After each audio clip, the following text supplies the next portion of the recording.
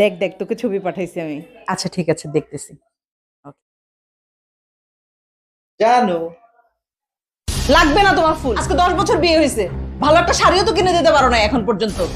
শুধু ওই 2টা ভাত খাওয়াইতে পারলে তারই সংসার বলে না। আমার তো মাথাটা এইভাবেই তুমি ব্রেন ওয়াশ করছিলা, এই জন্য তোমার মতো ছেলেকে বিয়ে করছি। না হলে কত ভালো ভালো ঘর আসছিল আমার, ভালো লাগে না একদম এইসব।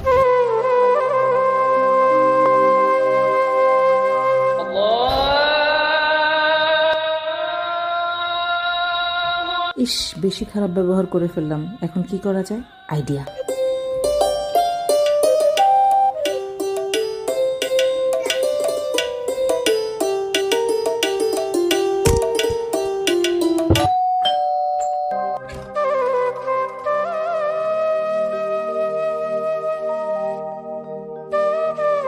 এই চলো ভাত খাবে।